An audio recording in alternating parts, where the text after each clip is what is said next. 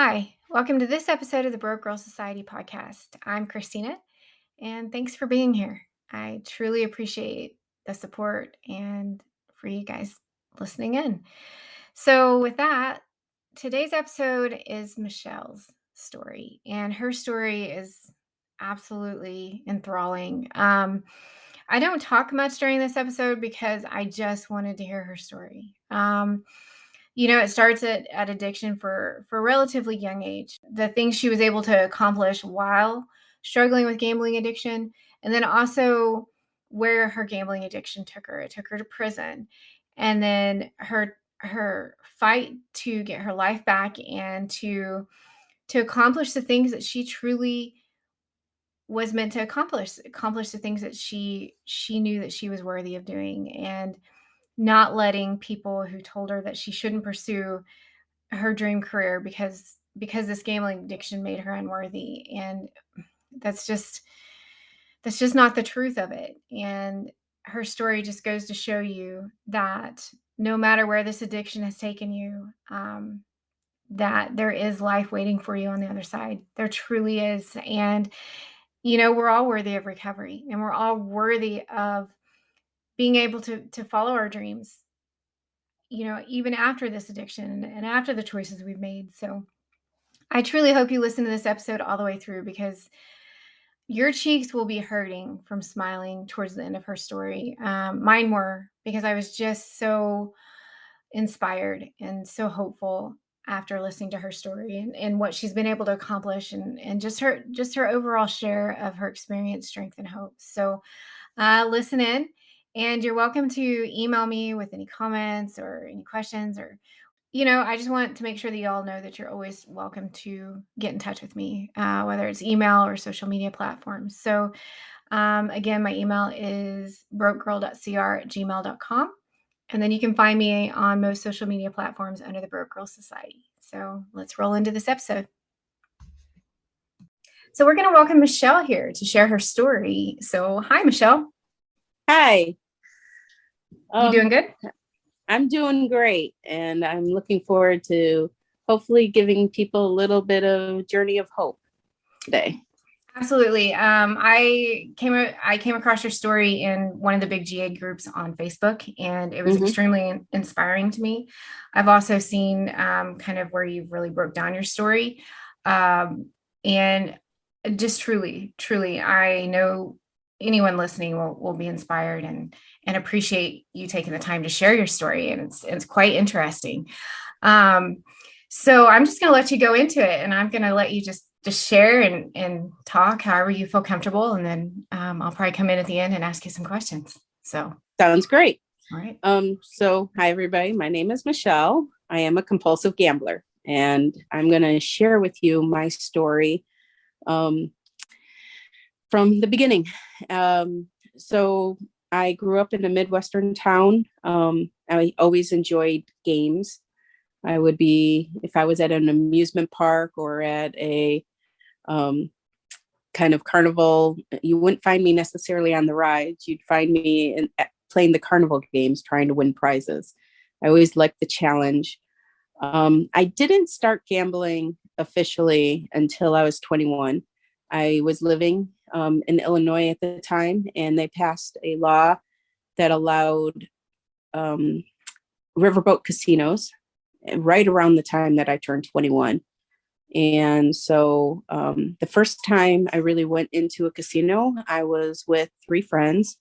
I was a senior in college, and I didn't have a lot of money. I was one of those broke college students. And I quickly went through my money in a slot machine, or in the slot machines. And at that time, you still pulled the one-arm bandit. They weren't all technical like they are today. And I actually turned to one of my friends, and I asked him if I could borrow another $20, and he lent it to me. And once you know, the quarters off of that I put into the slot machine, I won a jackpot of $1,250. And that was huge to me as a senior in college, having never had any money. And I was like, oh my God, when they put that cash in my hands, I was like, I can't believe how easy it was to get this money. And I have to say that I just loved all the bells and the whistles of being in the casino. Um, I was in awe of the entire experience.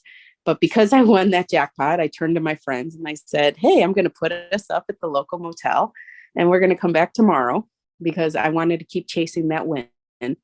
And we did. We went back the next day. I don't think I won. I'm sure I didn't lose that much at that time. Maybe I broke even. I don't know. But we went home. And it wasn't too long after that that I found myself starting to go to that casino by myself. It was 40 so minutes away from my university, but I just wanted to keep chasing that win. Um, but the slot machines kind of weren't enough for me. I wanted to learn all the table games. So I quickly started, I knew a little bit about like blackjack and stuff, but I quickly wanted to learn all the table games. So I learned, the nuances of blackjack. Learned all about roulette. It was around that year that I learned about craps. I started to play a lot of the table games. Um, and I don't know if you would say that my early gambling, I was lucky. I definitely had some decent wins without a lot of money to actually play. But it kept me thinking that it was possible for me to make money this way, that it was an additional thing. Well, anyway, I graduated college and went off to law school. I went to law school out in the Northeast in Massachusetts, and it was a short drive down to Connecticut, where two of the largest casinos are, Foxwoods and Mohegan Sun. And everybody started to know that I enjoyed gambling. No one kind of really knew how much I was gambling because I'd go with friends. And when I'd go with friends, I kind of didn't want them to see how much I gambled. But I was always teaching them because we're in our young 20s. I was teaching them the games and everybody thought I was lucky because I knew how to win at certain games. But, I was just lucky at times. And when I was losing, they didn't necessarily know that when I was saying I was going off to the bathroom, I was actually going to the ATM, the only guarantee of getting money until you can't pull anything more out of the ATM. And I was pulling out money. I'll never forget that on my 25th birthday, I was a third year law student. A bunch of my friends kidnapped me for the night and they drove me around, and we ended up driving down to Connecticut, and they handed me this envelope full of money that all of my law school colleagues have kind of gave cash towards my 25th birthday, and handed the envelope to me and said, "Go have fun." And so we were at the casino and I proceeded to lose all the money that they had given me. And so I went off to the ATM, pulled out money and told all my friends that I won. I just couldn't take the shame or embarrassment, I guess, of having lost that money. So right along with me being a problem gambler, and I would say that I crossed over into problem gambling really quickly, right at 21, right after that big win. In those first years, I was already had to pawn something because I didn't have enough money to pay my rent once. I was lying. I was going to the casino by myself. People didn't know where I was. And I really just wanted to keep gambling. During those early years, I went to Vegas for the first time. My stepbrother was getting married. And so I was out there, and I mean, wow, if you could talk about bells, whistles, and neon lights and everything, I was in awe.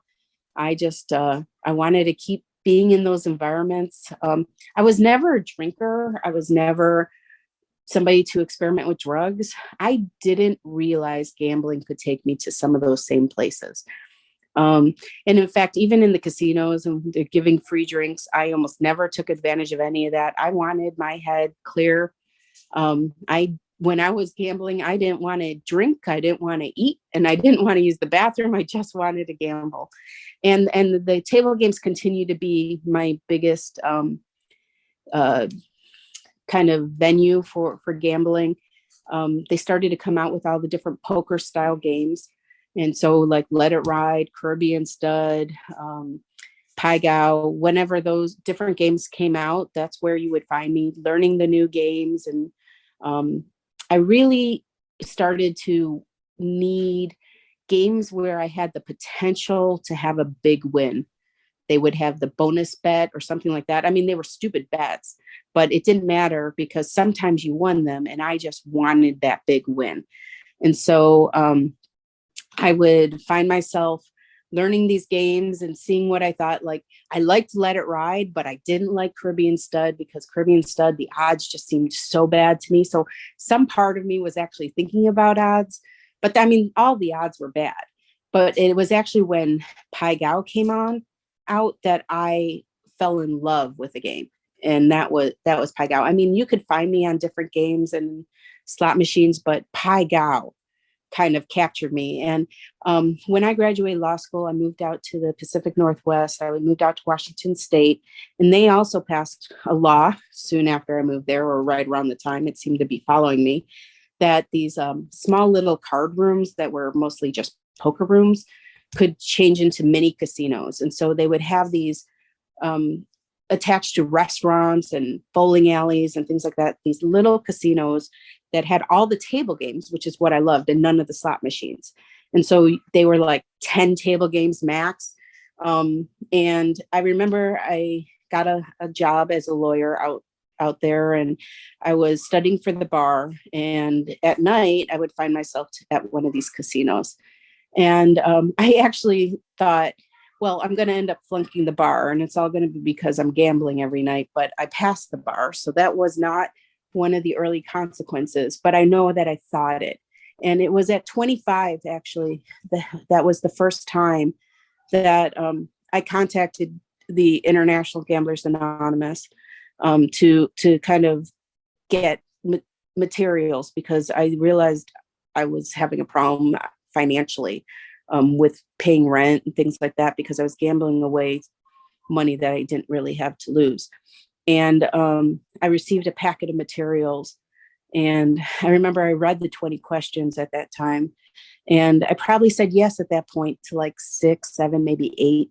Not enough. I mean, it was enough to say, yeah, there's a problem here, but not enough consequences that I was like, I actually need to stop this, because the idea of stopping gambling was just way too hard for me.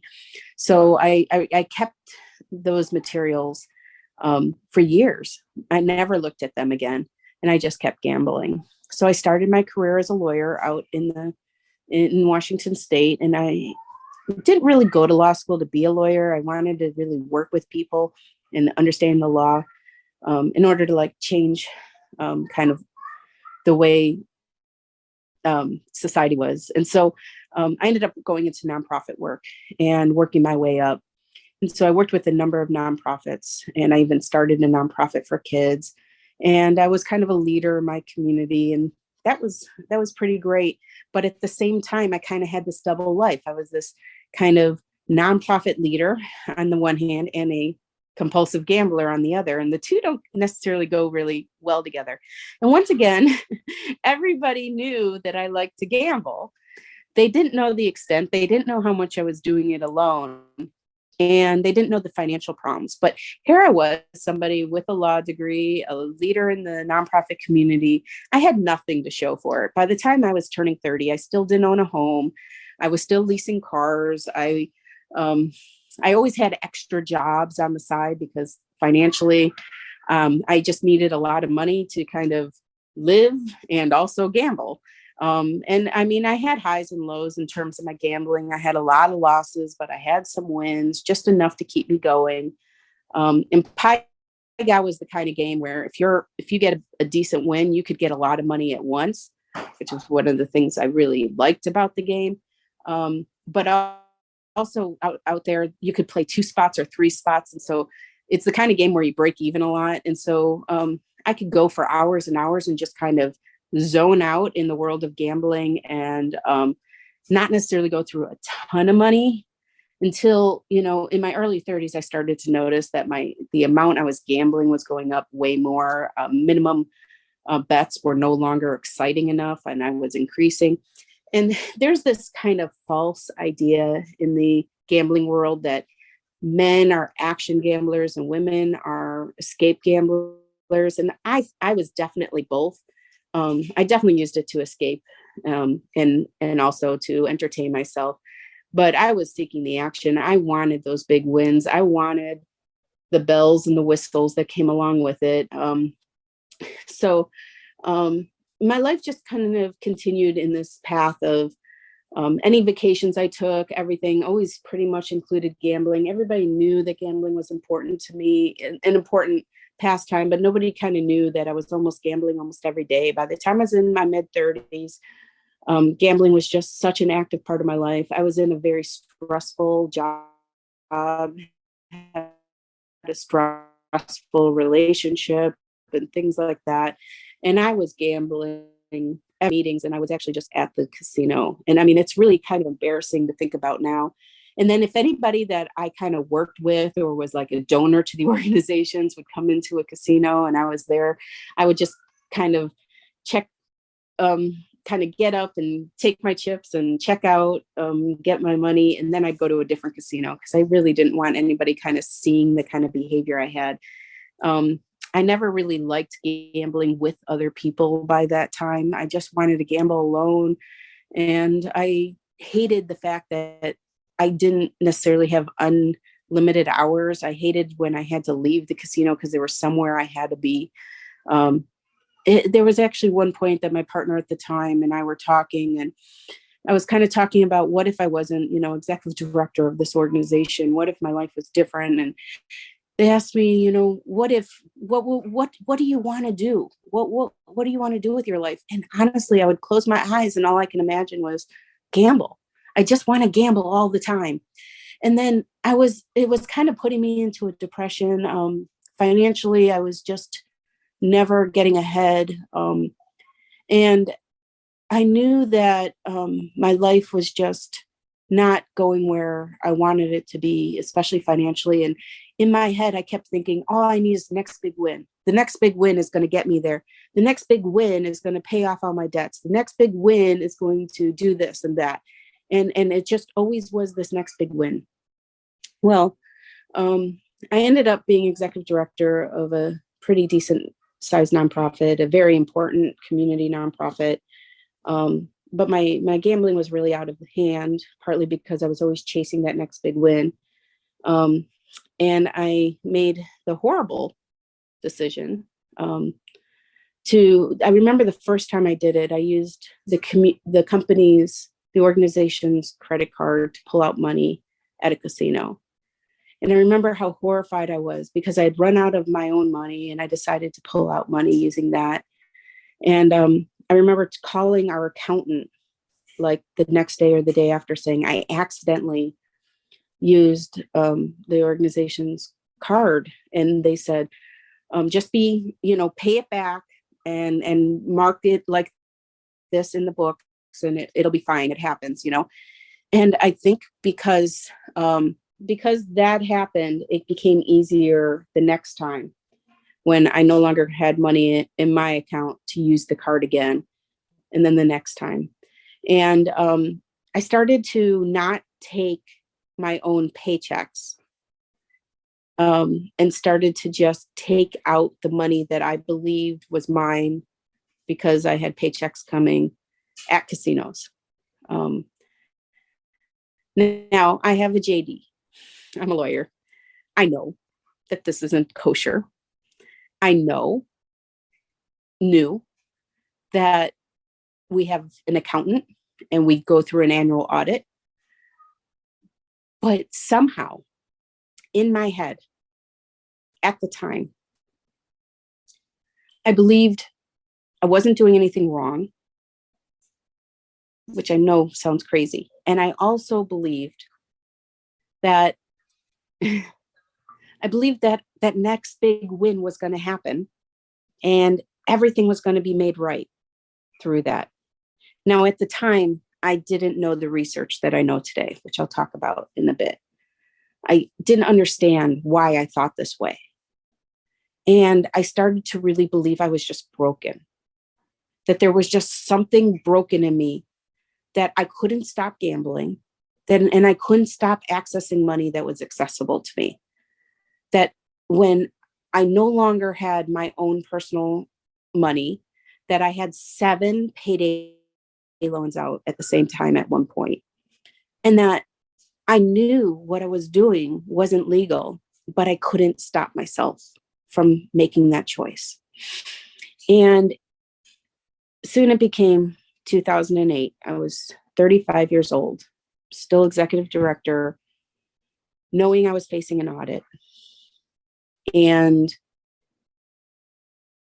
a big grant that I was hoping was coming in didn't come in. And I just knew financially the organization was going to find out what I had done. And if you had asked me at that point what I wanted to do, the movie Leaving Las Vegas was constantly on my mind, where Nicolas Cage, who's an alcoholic, goes to Las Vegas, gambles like crazy and drinks like crazy, and it's his suicide trip. And that's what kind of became my thoughts. All I wanted to do was a huge gambling binge, like there's no tomorrow, and then take my life. Now, at the time, I had a partner. I had 3 kids I was co-raising with them. I was not their biological parent, but I was parenting them. But I was just not able to live with everything I had done at that point. And so I set the date of May 15th, 2008. And that was the day I was going to take my life. And I had the whole plan worked out. But I reached out to the board of my organization. On a Monday, I was going to come clean about everything that had happened. I had reached out to them on Friday. On Monday, I was going to come clean about everything that happened. I called it an emergency meeting. On Tuesday, I was going to spend the whole day with the kids. And then on the 15th, I was going to take my life. And I had it all worked out. But on May 11th, which was Mother's Day, I'll never forget, because my partner and the kids were off at their grandma's house, and we had a nice morning together because of Mother's Day. And there was a large knocking at the door, and I made my way to the door, and there was 2 board members and a police officer there. And it turns out the day after I called this emergency meeting, these board members went to the bank. They figured something was up because I had never called an emergency meeting, and I had said that it was really important. I might have said something about financial. I don't remember. But they went to the bank. They got the bank records. They kind of came up with their own conclusion, not knowing that I wasn't taking my paychecks, that I was truly just intermingling all my money. And they put me on administrative leave, pending a financial investigation. And the cop was just there to scare me. And they asked for the computer and anything else of the organizations that I had. And they left. And that was the very first day I called my partner and told them what happened. And it was the first time I said, I think I'm a compulsive gambler. 14 and a half years of definitely being a compulsive gambler. And finally, I said it for the first time to another person. And saying those words to another person was like this huge relief of being able to like tell somebody the whole story, because I'd been keeping it inside. I'd been kind of juggling money issues for so long. I'd been robbing Peter to pay Paul. I'd had a private PO box because I was hiding bills from people. I had done so many things around money, all connected to gambling. And now for the first time, I was saying to another human being that I was a compulsive gambler, and that I had made mistakes, and that I had done this to the organization. And, I just cried and cried and cried. But my relationship wasn't that strong. There were a lot of other issues within the relationship, not at all related to me and not at all related to my gambling. And the next day I decided to fly home, back to the Midwest, back to the Chicago area, and stay with my folks, who I didn't have a very strong relationship with for years, most of my life. But my mom and my stepfather did offer me their second bedroom. Here I was in a very broken relationship, just lost my job, was about to lose all of my friends, and not knowing what to do next. I was very suicidal, and I just needed help. And so my parents gave me their second bedroom, and I started to seek out the possibility of joining Gamblers Anonymous. I was calling the 1-800-GAMBLER number. And they were like, can you get, they could just sense how desperate I was, and hoping I could get, into like a program. But, there aren't that many kind of programs for prom gamblers. There were none in the area that I was in Illinois, that I knew of. I was losing my insurance and things. I mean, I didn't know what was going to happen with me. And I kept just waiting for kind of the knocking of police officers to arrest me. I mean, I wasn't hidden. I was at my parents' house. But that didn't happen. And so I decided I was going to join Gamblers Anonymous. My parents were begging me not to go to Gamblers Anonymous. They thought I'd be admitting guilt by admitting that I was a prom gambler, but also I came from a family where we didn't expose our secrets, where we keep everything inside. And, 12-step programs are all about being honest and open. I'd never been in that environment because I grew up in such an environment that you don't share things. And, for 14 and a half years of prom gambling, nobody knew anything about me. But on June 9th, 2008, I walked into my first Gamblers Anonymous meeting, regardless of what my parents had said. It was a very long walk for me to kind of figure it all out and do that. But I walked into a meeting, it was almost all men, and there was one woman, and she brought me out of the room and read me the 20 questions. And by that point, I said yes to all 20. And that just shows the progression of this illness, from the time I was 25 to 35, 10 more years of gambling, and all these additional consequences had occurred to me. And I couldn't believe that they even had a question about illegal activity. I didn't remember what the 20 questions were. And it's so common that people commit a crime that was actually, one of these 20 questions. So I told this woman my story. It was the first time I told anybody anything and not been judged, and had somebody who just was there, who said they understood. And not only did they understand, but that there were other people in the program who had gone through stories similar to mine and experiences similar to mine that they were going to connect me with. So I went to that meeting and gave my first therapy, and people, nobody really even knew what I looked like at that point because I had a hat on and I was staring straight down and crying the whole time. But people reached out to me, and they told me of people to go to, and they asked if they could share my information with people in the program, and they told me people in the program to seek out and what meetings to go to. And luckily I was in the Chicagoland area because there were 65 active GA meetings, and I could find people and go to a meeting every single day if I wanted to.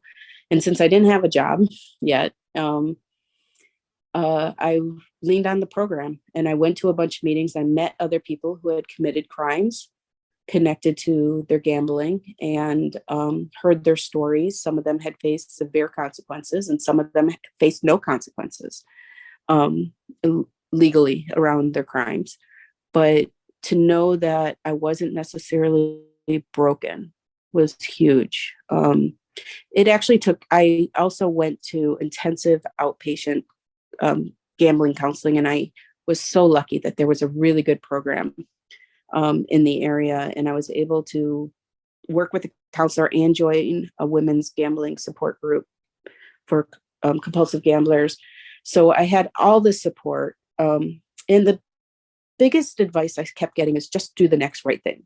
Stay in the program, get a job, figure out how to move out of my parents' condo, all that. And that's what I did. I got a job. It wasn't a forever job. It wasn't even a good job. I got one, and then I got another job that was better. And I started to rebuild my life, and I still kept waiting. And I always had all these dreams and everything like that I was just going to get arrested at any moment. That didn't happen. It didn't happen right away. And so a year passed. I was in a decent job. I'd been teaching online since before everything had happened. And I still had that job. And, I then got even a better job, and it was a better job with more pay than I'd ever had in my life. And I was staying in GA, and I was really active in my Gamblers Anonymous program. Um, I was, I got, helped start a new room.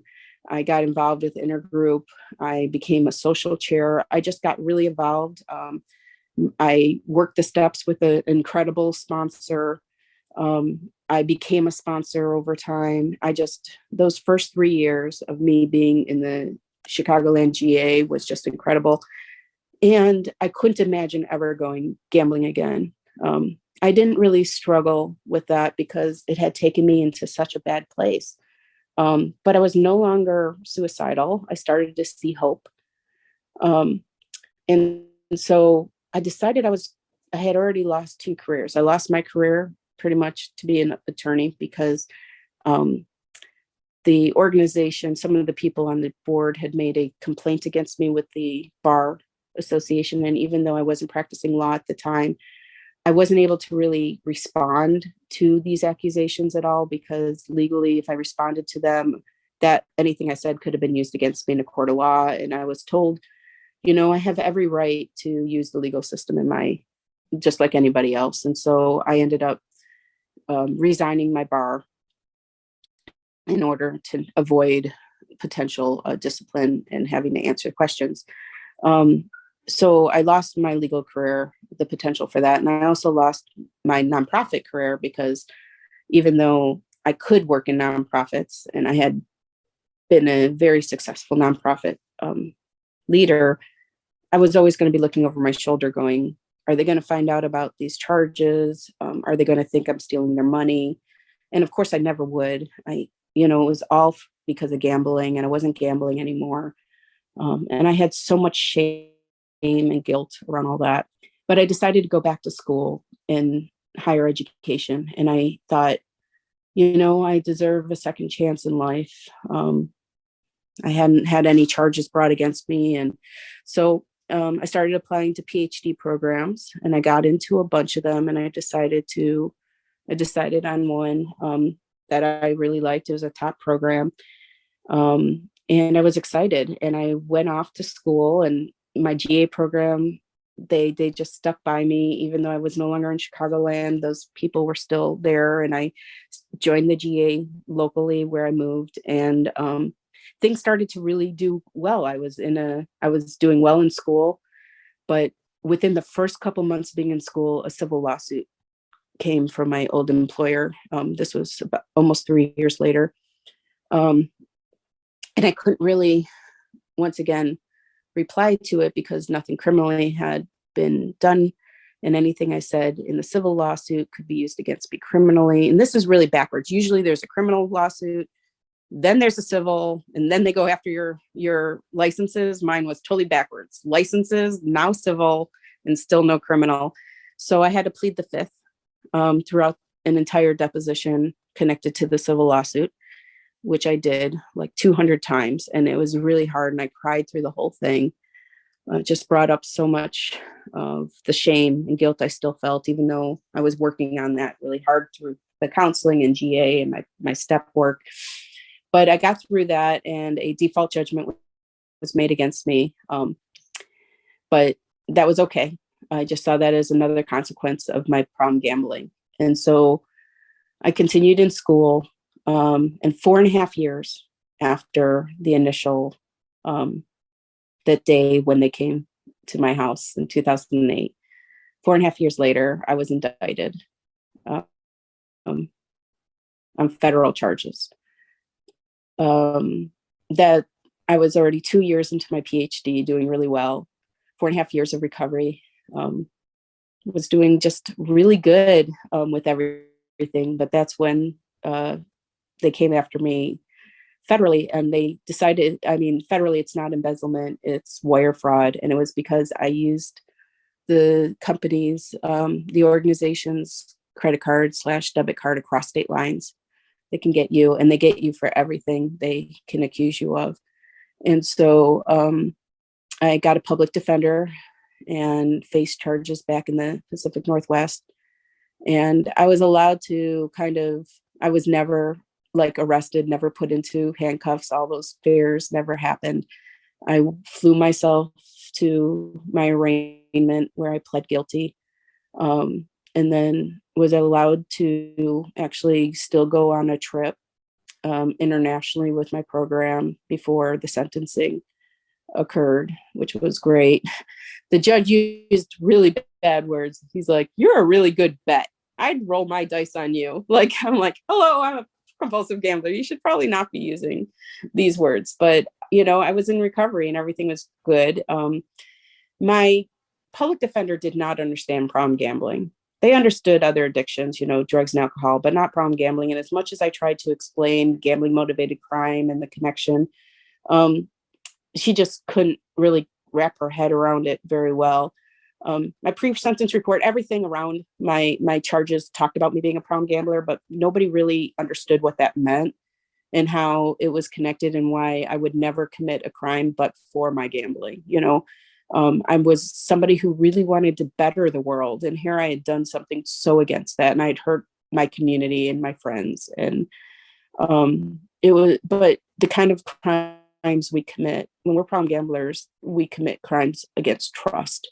And it's going to be the people who trust us, our family members, our employers, etc., that we're going to commit financial crimes. The kind of crimes we commit are acquisitional. They're to keep gambling, pay off gambling debts. That's why we're committing the crimes. We're not greedy. We're not trying to buy big houses and big boats and take elaborate trips. We're just trying to gamble because our brains need that next gamble. So anyway, I did, my public defender really believed, because of all the work I had done on myself and being back in school, not gambling for years, everything, that was going to get probably probation, maybe home confinement, or very short sentence, like a month. I got a year and a day. That was the hardest day of my life, was going into the sentencing. It's a different judge. So the magistrate judge does your arraignment, but your sentencing is by a district judge. The district judge's first words were, "Why has it taken so long to bring this case forward?" It was over 5 years at this point. And why is it taking so long for the victims to see justice in this case? And I knew I was going to be screwed at that point. On my side of the room, and, flying out all the way from the Chicagoland area, was my sponsor and another good friend, who was there to support me. And on the other side were all the people from the organization and the community that had hurt. It was jam packed, and these people wanted me to suffer, and the judge wanted me to suffer. And the judge made a comment. Not only did I receive a year and a day sentence, but that I should be dropping out of school, that no one would ever hire somebody like me, that I was kidding myself if I believed I could ever be a professor, that I wasn't worthy of the profession. I wasn't worthy of that. And I think that caused me more pain than even receiving the sentence that I received. That night, I went to a GA meeting out there. And after going to it, wishing, why didn't I ever go to these GA meetings out here? Because it was wonderful. But I wasn't ready for help. I didn't really accept it at that time when I lived out there. So I was since I was a white collar offender with no criminal history, it was a self-surrender kind of situation. I had about 3 months from the time of my sentencing till I had to go in. My sentencing was in May, I believe, and my start date of when I was going to be in prison was in August, allowing me to actually finish my summer semester and everything. And the way the year to day worked, it was going to be exactly pretty much a school year. I went to the ombudsman of my school, explained the situation. They said, just take a leave of absence for personal reasons. You don't have to tell anybody anything. I decided to tell my advisor because I really liked her, and she was really supportive. My school advisor, super supportive after I told her my story. And then a couple of friends knew the whole story. Everybody else, I happened to have a health condition, and I had been going through a lot of flares around that time. And so everybody kind of assumed that my leaving school for the year was related to my health. And I didn't correct them, but I had never said that. I just always said, personal reasons. So I self-surrendered to prison. And I should say that I should have gotten a minimum security prison. I had no criminal history. I didn't have a violent offense, but I had this health condition. And because of that, in the federal system, there's only one women's prison that works with major medical situations, and it's a high security prison. So instead of being in where Martha Stewart went, what they call Camp Cupcake, where there's a lot of freedom, I was in a heavily secured, behind, barbed wire, very secure prison down in Texas. And it was very scary. And I was housed with murderers and child molesters and bank robbers and very violent offenders, a lot of mentally ill individuals, but also people like me who were minimum security, but they're just because of medical. And it was a very unfair, unequal situation. They don't do that with men. They actually have medical facilities at all the different security levels. But for women, they kind of just throw us all together and say, good luck. So I had a really hard time. I actually maintained a blog the whole time I was there to talk about my experiences that was well read on the outside. They weren't good about giving me my medication. There was a lot of issues through it. But the biggest thing that happened is in the first month, I got kicked out of my school.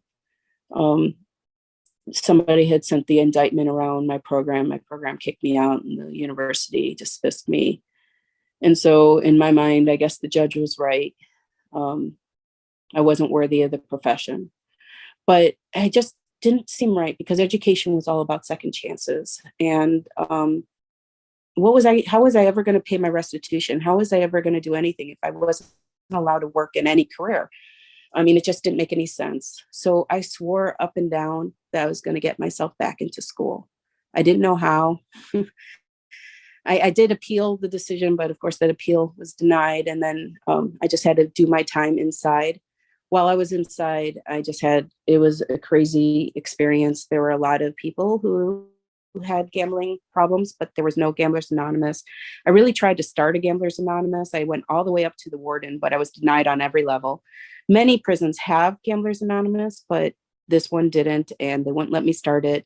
And I think a lot of it's because they don't get money. They have money for drugs and alcohol treatment, but they don't get anything for gambling, so they don't see a reason why they should do it. So I was getting people on the outside sending me materials inside so I could share it with other problem gamblers. I actually worked the steps with a couple people. I tried to really maintain my recovery, because the gambling was everywhere. They hosted bingo. There was cards everywhere. People would bet on the gate, on the football and basketball games. I mean, there was just betting everywhere. And I kind of laughed because my paperwork said, don't go in or near gambling establishments. The judge had put that. And I'm like, but you just sent me to one. You sent me to prison full of gambling.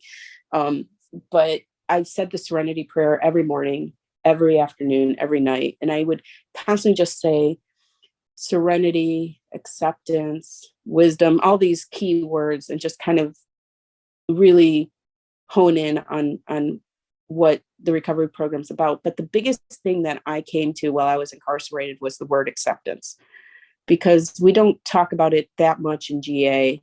I know it's talked about more in AA, in the Blue Book, but we don't talk about it that much in GA. But kind of coming to accept that the charges against me weren't totally the truth, but because I was never given an opportunity to really tell my story.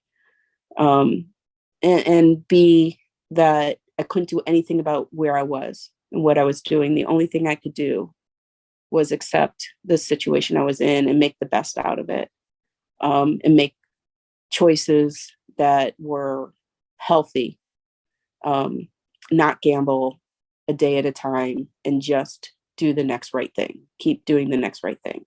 And so that was really my mantra through the whole time. And I ended up getting to know some incredible people at all kinds of security levels in prison, and really seeing what our criminal justice system is like, and realizing that it really needed to be overhauled for so many reasons. And so I became kind of this huge advocate for women facing the kind of women facing kind of these unfair and unequal situations by being part of the criminal justice system. So many women there, mostly because they were in relationships with men who were criminals. And so they were kind of brought into it. Women with health conditions that weren't being treated, women actually dying from treatable conditions, um, older women who should have been getting compassionate release being denied that, and women who were there for stupid, like one woman that I got really close to was there because of social security fraud. And I'm sorry, that should have been handled civilly. And this woman who was in her 70s did not belong in prison. There was nothing that was going to be gained by putting her in prison, and nothing in our entire society for putting her in prison. It wasn't going to stop somebody else from doing a fraud. It should have been a civil issue.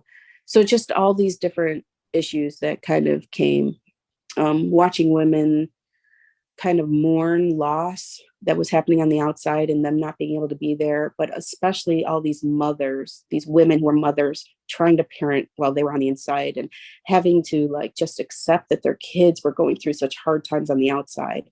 It was just really hard to kind of go through a lot of that. I got to work in the education department though, and helped a lot of people kind of achieve certain goals like getting their GED and things like that. And that there were some really rewarding things while I was inside. I got out after about 10 months for good time, went to a short stay at a halfway house, which was interesting, and then ended up on home confinement for a month. And I can tell you, home confinement would have been a fair sentence in many ways for me, because when I was in prison, they said on the first day, "We're sorry, we have no programs for you here." They didn't have GA. I was already educated. There was nothing. And so I received absolutely no programming the whole time I was there. There was nothing except warehousing me there. And I was already clean. So they weren't going to stop. There was nothing that was going to help me by putting me in there. But anyway, the day I got off my home confinement, I went to the university that had kicked me out. And I went into the Department of Criminal Justice and I told my story. And they told me to send over my stuff. They'd already accepted all their doctoral students for the next year, but they admitted me into their master's program. Now, I wasn't really looking for a master's because I already had my JD. I was looking to go, and I was 2 years towards a PhD already. But I got into the master's program, and I started that. And I was actually really glad they did it because I hadn't been in a research intensive program ever, and that's what it was. And so I really learned a lot. And then I got into their PhD program, and really, I wasn't necessarily going in thinking I was going to end up doing research on gambling motivated crime. I went in thinking I was going to do research on women's prisons and the experiences based on some of the experiences I had. But it turned out that there is just not a lot of research out there about the kind of crimes we as problem gamblers and compulsive gamblers commit. And there's almost nobody in the United States who's even doing that research. And so when I was reading about what there was this like huge lack of understanding. There was this understanding that the vast majority, over 50% of problem gamblers who seek help admit to committing at least one gambling motivated crime. Very small percentage of them ever face criminal consequences of them, because a lot of times, once again, they're against family members or they're even against their employers, but the employers don't want to press charges, things like that. So a lot of people don't actually face consequences. But what they don't know, and what the research doesn't explain yet, is what's happening between the time of somebody kind of crossing over to problem gambling and that need to keep gambling or pay off gambling debts and the decision to commit a crime. And so I started to kind of do that research. And so I kind of worked with criminal justice theories and other things to try to kind of fill in that gap of understanding. And I'm proud to say that in August of this year, I officially graduated with my PhD. So not only that, but in one of the worst times to possibly be on a job market, which was during COVID, when there was almost no universities hiring because of hiring freezes. I was hired at a university at a tenure track professor position When I got the application, I had to say yes to having a felony. I went through a background check and I still got the job. And the judge was wrong because I am a professor today. They know about my background. They honor what I can add to criminal justice in the field. And I do research on gambling motivated crime. I do research on women incarceration, and those experiences. And I do some research on LGBT experiences in prisons. And I teach courses on courts and corrections in general, and also law courses. And I am 13 and a half years clean from gambling. And my life is pretty darn good. I'm still really connected to those people back in Chicago, even though I still don't live there. I'm very active in Gamblers Anonymous to this day. I believe that I have to be a part of the GA program for the rest of my life because I've seen what happens when people don't. They go back out and their life becomes bad. And I can honestly say that if I gambled today, I would be right back where I was back in 2008. So it's been a long journey. Not only a long journey of problem gambling and all the consequences of that, but a long journey of living through the consequences, losing everything multiple times, but picking myself back up, learning to be resilient, to have a lot of self-efficacy, and believe that we all deserve a second chance, and that being a compulsive gambler is a part of who I am. It's amazing. Like it was so hard to be quiet. Like I had to mute my mic because I was like, like I was shaking my head, like, like my cheeks hurt from. There's so many things I didn't even say. My cheeks hurt from like smiling so big at the end because it was just amazing when you're like, that judge was wrong, because that judge was wrong. That judge was wrong, and shame on him. Honestly, shame on him. Her. Shame on her. Well, shame on any of them that say that to somebody, because we're all human, and for somebody else to judge in that way is not up to anybody on this earth. But I just want to say something when we're talking about the 20 questions, and we talk about answering that question. Have you ever committed or considered committing a crime? Because a lot of people just skip over that question and they're like, nope, I didn't commit a crime. Well, did you ever think about it? Yeah. And a lot of people would say no. And then if you ask them if they've written a bad check, connected, motivated by their gambling, in my personal research, and I've done a research study on this, 76%. Well, even though only 56% admitted to committing a crime, 76% admitted to writing a bad check, related to their gambling. And so, and that bad check might have been to a casino, but it also could be that they wrote a check for their rent and then went and gambled away the rent money, like I had done several times. And so the check bounced. And so that's related to their gambling. And so, even a lot of people will say no to that question because they're thinking major crimes. But the truth is even writing a bad check is a crime. Yeah, you can go to jail for it. Up to mostly they're handled civilly, but you can. And so I think too, it's just everybody else's kind of what their idea of committing a crime is. Just like you say, writing a check to them is like, everybody's done it, but too, when you talk about justifying, when you made the choice to use money that was available to you but wasn't yours to use, and how you're able to justify it in that moment. Like in that moment, it's like justifiable, and it makes sense. You can make it make sense. Every person I've talked to who's committed a gambling motivated crime has told me that they didn't want to steal the money.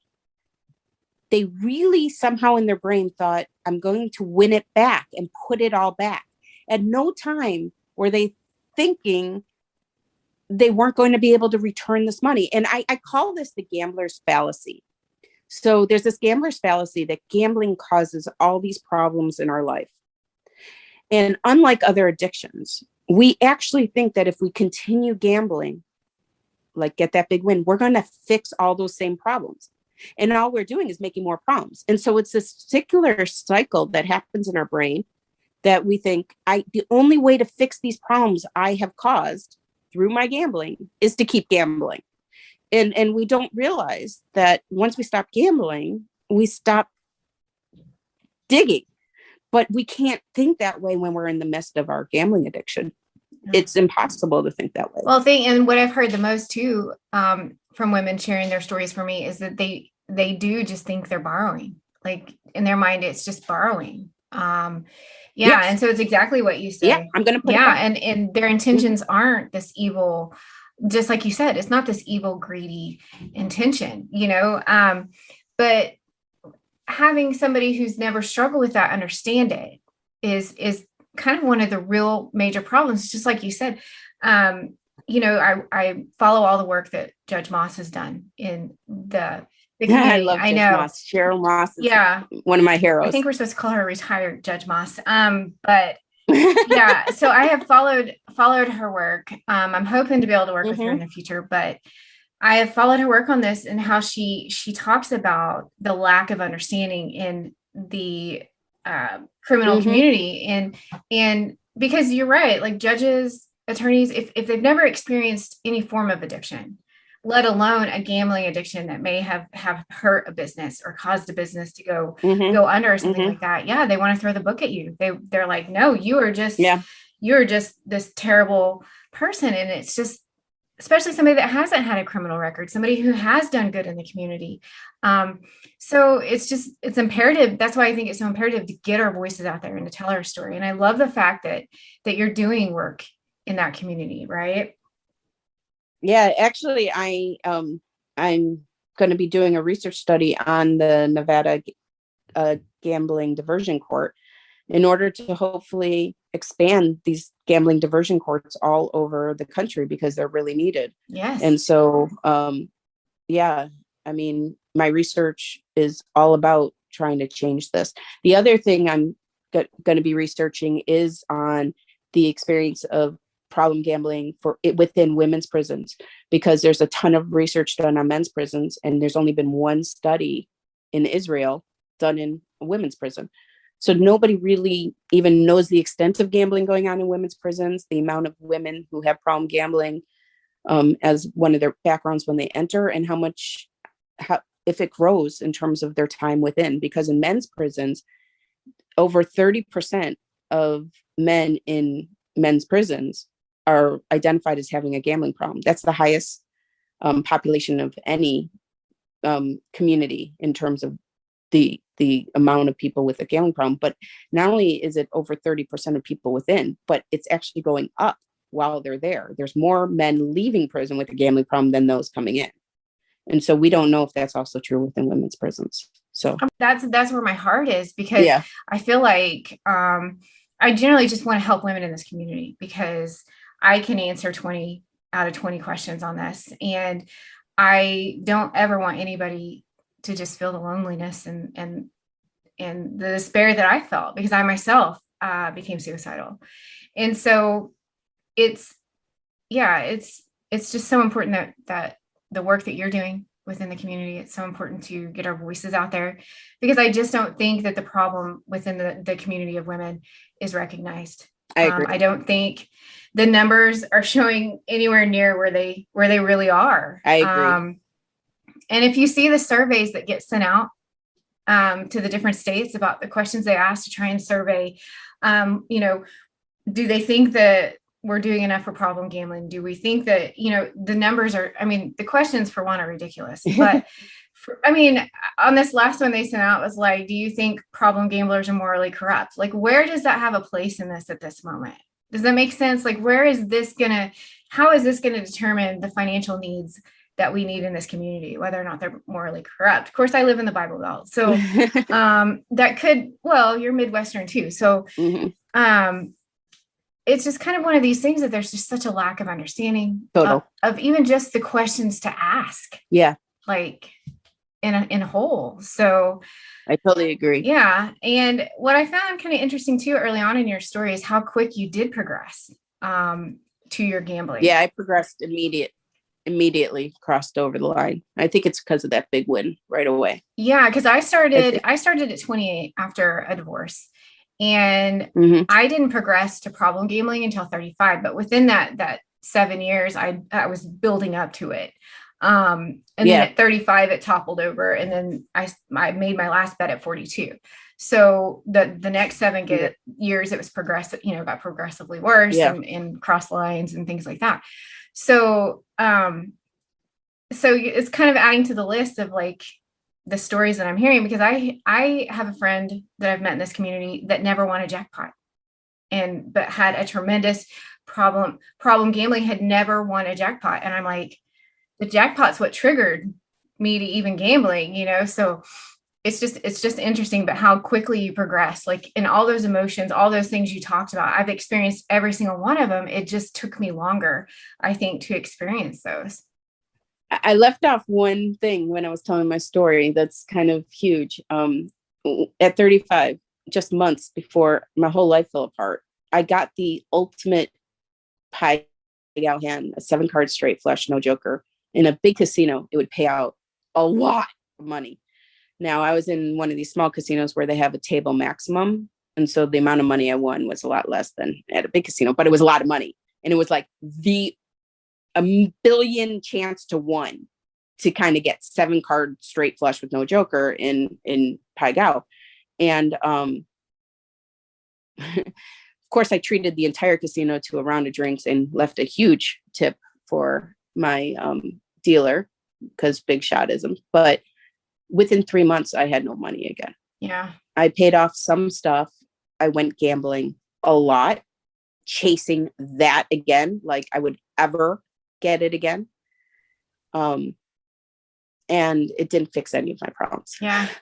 I got that big win. It didn't fix anything. I just wanted it again. And I wanted a bigger win. And then it just gets worse and worse and progresses. And Yep. to the point, Yep. I just remember that last day that I was sitting in there. I was so done. I was sitting there. I hated, like, why am I even here? Like, I was on autopilot. I had just come off of like, just shy of a couple of months clean. My first real try. And I slipped, I failed. And because I tried to do it on my own the first time, I didn't build a community. I didn't even know, though. Yeah. And people don't believe me when I say this because of how long I gambled. I'd never come across a problem gambler that I know of. I probably came across hundreds, but I'd never heard their stories. Right. People didn't talk about it. Yeah. Yeah. I never heard their stories. I never heard their struggles. I never heard any of that. Yeah. And it could have been my best friend sitting right next to me at the casino, my casino buddy that's like, hey, that you see every time you go in. And they could have had the same exact struggles I was having, but they were putting on that I call it the Facebook face, where it's just like, everything's great. The facade. Yeah. This facade. Life's great. Ooh, I'm winning, even though I'm going to play this all back in before I walk out, Exactly. And I remember only having one experience with one out of all the years I gambled. You get to know the workers, the people that run around and serve and clear the machines and stuff. You get to know them. And I only had, out of all those years of just terrible gambling habits, I only had one guy that was like, you're going to go home with this, right? I mean, it was a really big win, a really big win. And it could have just really helped me. I was like, oh yeah, of course I am.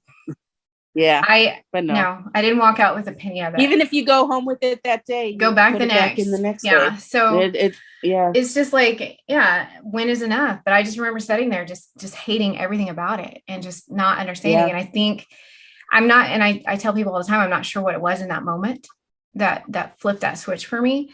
But I kind of progressed in my recovery like you progressed in your gambling. Because once I started recovery, it was on fire for me. Like I jumped in and I just jumped right in. I jumped in because I couldn't find women to relate to. I couldn't find the connections that I needed to really be understood.